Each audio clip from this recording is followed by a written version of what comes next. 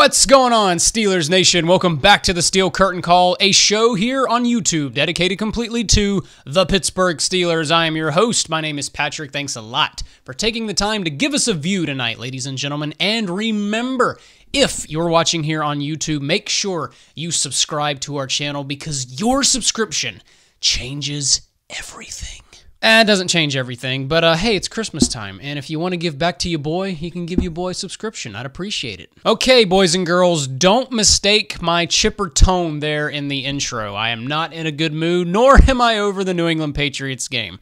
I would love to take the first 30 minutes of the show, and quite frankly, 2.5 hours of the show here tonight, to further vent about that game. I'm not over it. I got so many more things I want to say about it, but as Mike Tomlin says so many times, such is life in the National Football League. As much as we all want to sit here and keep talking about it, we got to move on. We got a game to play on Christmas Day. Merry Christmas, Steelers. Now, however, but before we get going, there's just one little thing that I would like to complain about the Patriots game. I promise we'll address this, and then we'll drop it, and we'll move forward. One of the things that's been very frustrating to kind of watch play out here the last couple of days is listening to Mike Tomlin and this coaching staff talk about what happened there at the end of the game with the fake spike after the Jesse James overturned touchdown, which, yeah, let's not even get going on that one again.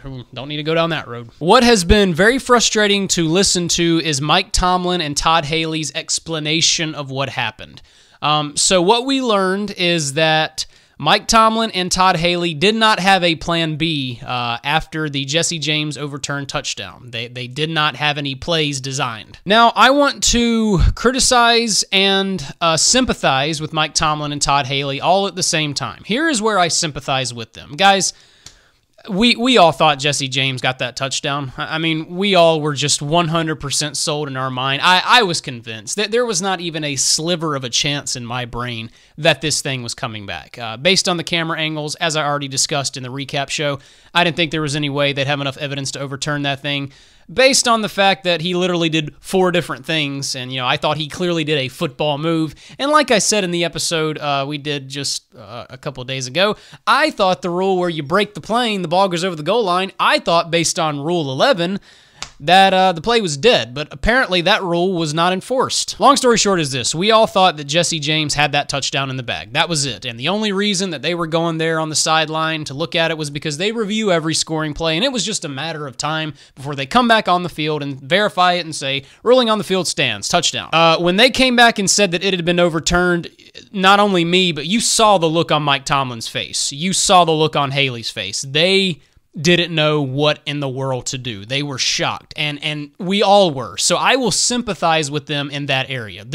We didn't see that coming. But here's the thing about football, guys. Football is a game where you have to be prepared for everything. You have to have choice A, choice B, choice C, and choice D all the way through Z on the table at all times. Your options must always be open. You must be prepared for everything. Even though it looked all but sure that the James touchdown was going to be verified, there is no reason why that Mike Tomlin and Todd Haley should not have been on that sideline getting something planned just in case it got overturned. Guys, here's the other thing I want you to consider. From the time that the official went to the sideline to review the play to the time he came back on the field to overturn the call, you had a lapse of 4 minutes. 4 whole minutes went by. In the span of 4 minutes, Mike Tomlin and Todd Haley did not get together and discuss some sort of option in case it got overturned. They had 4 whole minutes to get something organized, 1 or 2 well-designed plays, and they didn't do it. I'm sorry, that is a massive, massive flaw on their part. And I also want to make my position very clear. I'm not sitting here tonight advocating for the firing of Mike Tomlin or Todd Haley. Well, one of the things that just royally gripes me as a Steelers fan is that we actually still have people within our fan base that want Mike Tomlin to be fired. What is wrong with you? Mike Tomlin is a wonderful head coach. Mike Tomlin is awesome. Have you seen his record, for crying out loud? Did you forget the part where he's led us to 2 Super Bowls and he's won one of them? Did you also forget the fact that when you look at how many wins he has, he's one of the few head coaches in NFL history to achieve that number this quickly? Anybody who thinks Mike Tomlin needs to go is insane. I'm sorry, you don't know what you're talking about. And Todd Haley. Todd Haley makes me want to jump off a cliff, and he makes me want to jump off a cliff very often, but Todd Haley's good does outweigh his bad. I'm not even advocating for the firing of Todd Haley, for crying out loud. But what I will say definitively is that this is a very, very bad look for them. And then Mike further complicates the situation when, in his Tuesday presser, when he talks about how the officials sort of screwed him over when they called that timeout after the big 69-yard Juju Smith-Schuster catch down to the New England 10-yard line. Mike, what are you talking about? First off, you needed to call that timeout. That was a very necessary timeout. That's not an issue. Also, Mike, it doesn't, I mean, I appreciate you, trying to make a case there. I kind of see where you're coming from, but Mike, it doesn't erase the fact that you had 4 minutes. You had a lapse of time from where that official went to the sideline and came back onto the field. You had 4 minutes. 4 whole minutes to talk to your offensive coordinator and get 2 plays designed. You didn't. So this whole timeout thing you're bringing up it's kind of irrelevant. It doesn't erase anything. And on my show on Monday when we did it, I criticized Ben Roethlisberger for the throw he made. But as I've had time to digest this game a little more, I'm completely on Ben Roethlisberger's side here, and I'm not putting any of the blame on him. Guys, how can you? Here is Ben Roethlisberger going over there to spike the football, which is the completely logical thing to do. You have Mike Tomlin yelling through his headset and his helmet saying, "Don't spike the ball." Okay, Mike, well, that's great. If you don't want me to spike the ball, what play do you want me to call? Oh, yeah. We didn't design one. We didn't talk about it. And I also want to make this abundantly clear. Mike Tomlin did say that even if they did spike the ball, they were not going to kick the field goal. They were going to go ahead and go for the win. Hey, man, I'm okay with that. Believe it or not, I actually think that was the right decision if it got to that point. I wouldn't want to play New England in overtime. You're right there at the 7-yard line. I'd rather live and die by going for it right there. I'm okay with that. But Mike Tomlin said in his Tuesday press conference that he backed up his position. He verified and backed up his position that he did not want to spike the football. And not to, criticize Ben Roethlisberger and bring him into this, but, I don't know how constructive it was for Ben Roethlisberger to go on his show. He has a radio show that he does every Tuesday about 11 a.m. It's a local radio show in Pittsburgh. And I don't know how constructive it was for him to go on that show and he didn't directly bash Mike Tomlin and Todd Haley. He didn't do it in an obnoxious, boisterous way, but he did kind of get some cheap shots in there. And look, Ben, I sympathize with you. Hey, man, I'm on your side. I just don't know how constructive it was to go on there and say, I shouldn't have listened to him. I should have just went by my own judgment. Even if that was the right thing to do, I just don't know how good of a look that is for you to go on your show and bash your head coach. I'm not suggesting that there's some sort of war in the locker room right now between Todd Haley and Ben Roethlisberger and Mike Tomlin and Ben Roethlisberger. I'm not suggesting that. I just don't know how constructive that was for Mike to go ahead and just back his position. That was a failed position, and then for Ben to kind of subtly bash Mike, it's just really been a mess. Long story short is this. The handling of those final seconds, those final 2 plays was as atrocious as it got. And look, at the end of the day, we lost that game because of a blown call. Yes, I will plant my heels in the ground. Jesse James caught that ball, and that was a touchdown. I will die on that hill every day of the week. But that doesn't erase the fact that you guys had 4 minutes. You had a lapse of time that lasted 4 minutes to get 2 plays, 2 good, well-designed plays together to get a touchdown, and you did it. Anyway, that's all I wanted to say. Just wanted to get that little gripe out of the way. That's all we'll say about it. Like I said, such is life. We got to move on. Now, but before we get into our preview of the Texans tonight, I want to just start by saying this. I don't know how constructive it is to talk about the Steelers getting the number 1 seed. Talk about that scenario. I am well aware of the situation. I am well aware that the Steelers can still achieve the number 1 seed. We can still get home field advantage and get that first round bye. I'm well aware that all those things can still happen. If we win our final 2 games and the Patriots lose one of their games, which, by the way, is very possible, we expect them to win their last 2 because they are better than their next 2 opponents, but they are divisional opponents, one of which is the Buffalo Bills. The Buffalo Bills are a good football team this year. And then you've got the New York Jets, who... Yes, the Jets don't have a good record this year, but I think we remember the first time those 2 teams played. Jets, I feel your pain. In fact, you probably felt our pain more than we did. And the Jets have also at times demonstrated some brilliance this year. So, we expect the Patriots to win their final 2, but could they drop one of these games? I think it's very possible. But at the end of the day, guys, I really don't like having that conversation. We have to focus on what we can control. Focus on our end. There is no reason that we don't finish 13-3. There is no reason at all that we don't at least lock up the number 2 spot. Guys, we've got to play the 4-10 Houston Texans, which we will talk about here in a second. And do I even need to talk about who we play after that? There are no excuses. There is no reason in this world that we don't finish 13-3, get the number 2 spot, at least get one home playoff game. There's no reason that those things don't happen. Now, if in the process the Patriots drop 1 and we slide up to 1, that's awesome. But I think before we get so ahead of ourselves and keep talking about what we can't control, we got to focus on the stuff on our end. Having said that, let's get into the Houston Texans. I don't want you guys to think that I'm selling you short tonight. I'm not trying to be lazy, but this is not going to be a very in-depth preview show. It doesn't need to be. Do the Houston Texans have some good players at certain positions? Of course they do. On the offensive side of the football, you've got one of the best wide receivers in DeAndre Hopkins. On the defensive side of the football, you've got some excellent players. We all know what Jadeveon Clowney can do. We all know that Brian Cushing is an amazing linebacker, and we also know that guy named Jonathan Joseph. They have got some very skilled players, but the Houston Texans are a terrible football team. There is no reason that we should not come out here and destroy them. It was a pretty unfortunate season for the Texans. They lost 2 of their best players. First off, they lost arguably the best defensive player in the game in J.J. Watt. Again, for the second year in a row, they lost him to a season-ending injury. And then they lose their quarterback, Deshaun Watson, who up until his ACL injury was having just the most phenomenal season you can hope to have as a rookie. And I don't know if I've ever told you guys this. I'm a Clemson Tiger fan. When I'm not watching the Steelers, I'm probably watching the Clemson Tigers. I'm in love with Deshaun Watson, and I got a front row seat to him when I was watching him at Clemson. And this guy is amazing, and I hated to see him go down like that. But once Deshaun went down, their season kind of went down with it, and now they're in a full-blown tailspin, and now it's just a matter of getting to the end of the season and getting to the NFL draft. We're going to go right into keys to victory. Let's start with the offensive side of the football. Now, we got some good news, ladies and gentlemen. Marcus Gilbert is back from his 4-game suspension. He is eligible to return to our active roster, and that could not come at a better time with Antonio Brown going down with his torn calf muscle, and this is why.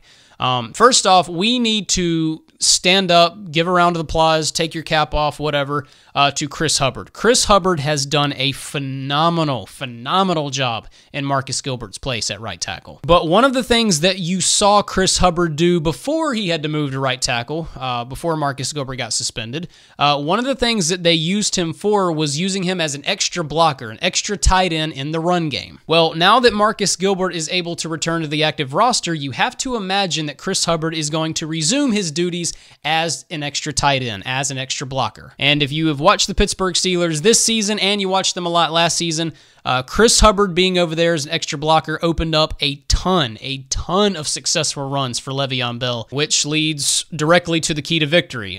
With Antonio Brown down, Le'Veon Bell needs to be the workhorse. They need to go back to giving him the football 25 to 30 times a game. Not to mention, the Houston Texans have an absolutely awful run defense. They are ranked 25th in the NFL in that area. They are allowing well over 100 yards per game. Now, I do want to say this. I'm not saying Ben Roethlisberger shouldn't throw the football at all in this game. I'm not saying that I don't have confidence in the Steelers receiving core without Antonio Brown. Now, it's going to be harder because at the end of the day, you don't replace Antonio Brown. You don't fill his shoes. He's just too special of a player. But one thing I will say, I was very encouraged watching the Patriots game because when Brown went down, I panicked. I was in full-blown panic mode. But guys stepped up in his place in a very, very big way. Whether it was Jesse James or Martavis Bryant or Juju Smith-Schuster, we had guys step up and fill that void in a very big way. So I am encouraged by that. I do have confidence that we can get by without Antonio Brown until he gets back. But I will say in this game, handing the ball off to Le'Veon Bell needs to be the focus. Moving on to the defensive keys to victory. As I said a couple of moments ago, they have got one of the best receivers in the National Football League in DeAndre Hopkins. He is absolutely incredible. We talked a couple episodes back about what makes great receivers, and citing the great Jerry Rice. Jerry Rice said it's all about route running. And when you look at DeAndre Hopkins, this, in my opinion, is why he's one of the best receivers in football. His ability to run amazing routes and create separation. A lot like Antonio Brown, he makes it easy to throw the football to him. And the other thing about DeAndre Hopkins, this guy does not need 10 or 15 feet of separation, however. This guy can catch in double and triple coverage. He will go up and fight for a football. He is absolutely incredible. And I also really like what Mike Tomlin said in his Tuesday press conference when he was talking about him. He said that sticking close to a guy like Hopkins is not enough. If you've got an opportunity to make a play on the football against him, you have to do it. So containing him, I think, is the biggest key to victory for the defense in this game. Now, while we're on the subject of talking about the secondary and stuff like that, I want to talk about Joe Hayden for just a second. We'll see how the Steelers plan to use Joe Hayden in this coming game. But guys, in my opinion, why on earth would you play Joe Hayden in this game? They're saying that Joe Hayden is likely to return this week, and I'm sitting here going, why? Why would you? You're playing the Houston Texans this week and the Cleveland Browns next week. We can get by without Joe Hayden. We can. Joe Hayden getting back on this football field is critical to this secondary playing well in the postseason. I mean, again, I want him back quickly too, but I think we can get by the Texans and the Browns without Hayden. I also think the Steelers' rush defense needs to be on high alert in this game. Now, look, we're not going up against the best, running back core in the National Football League, but Lamar Miller and Alfred Blue are not slouches. They are veterans. They've done this thing a time or two. They're not bad running backs. And when you look at the Steelers' run defense over the last several weeks, it's been a little on the shaky side. And last but not least, I want to talk about TJ Yates. Now, you guys are probably going to laugh at me. Guys, I'm not going to oversell TJ Yates. I'm not saying that he's a top 10, top 15, even top 20 NFL quarterback, because he's not. But TJ Yates, guys, is a tried and true NFL veteran. And there is one thing about TJ Yates that scares me. He has a very good ability to extend plays outside of the pocket. He's got a very good arm on him. And there have been times throughout his career where he has demonstrated some pretty good accuracy as well. Again, I'm not trying to sit here and put TJ Yates in the Tom Brady, Aaron Rodgers discussion by any stretch of the imagination. No, I'm just saying he's one of those guys that if you don't take him seriously, he can bite you. He can be a nuisance. But other than those little things I listed, guys, I don't think the Steelers should have a very tough time. Like I said, no excuses. There's no reason why we don't win this game. Yes, we're playing in Houston, but to me, that's irrelevant. And I know what you guys are thinking, but Patrick, they're playing on the road, and we know how the Steelers are against bad football teams on the road. You want to know something? I really thought about that coming into this episode tonight, and I decided that I was not going to talk about that. I know, I thought about it, but I'm going to give the Steelers the benefit of the doubt this time. I'm not going to bring it up. I'm going to say that this is finally the game where the Steelers play a bad football team in their house, and we finally win, and win big. Final score to this game, I'm going Steelers, obviously. Final score, 27-13. But what about you, boys and girls? What do you think the final score will be? Make sure you drop it below in the comments. And congratulations to the Pittsburgh Steelers. Yesterday, the 2018 Pro Bowl class was announced, and the Pittsburgh Steelers led the National Football League with 8 total players being sent. However, there were not 9. And the reason why there were not 9 is because Cameron Hayward was not sent. Yes, that's right, ladies and gentlemen. Cameron Hayward did not make the Pro Bowl this year. Cameron Hayward has 10 sacks this year. He is near the top of the league in tackles for losses as well. And he did not make the Pro Bowl.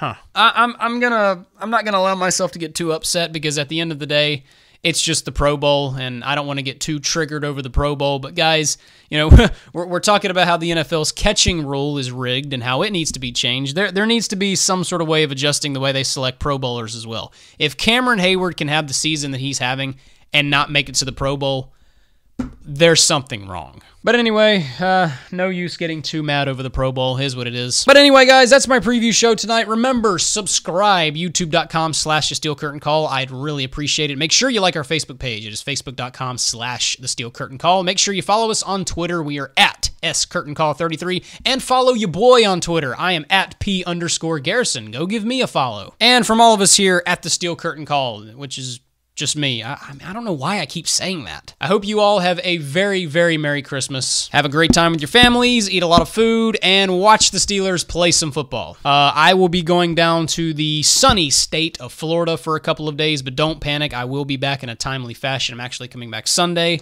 And then I'll be here for Christmas with my family. And then Monday, I'm actually thinking about it. Don't quote me. If you've learned anything, it's to not really bank on a whole lot of what I say. But there's a possibility that I may go ahead and do the recap show that Monday night, Christmas night. But then again, it may be Tuesday morning. I don't know. You'll get it when you get it. But anyway, guys, that's going to do it for us tonight. Merry Christmas. Here we go, Steelers. Let's beat those Texans.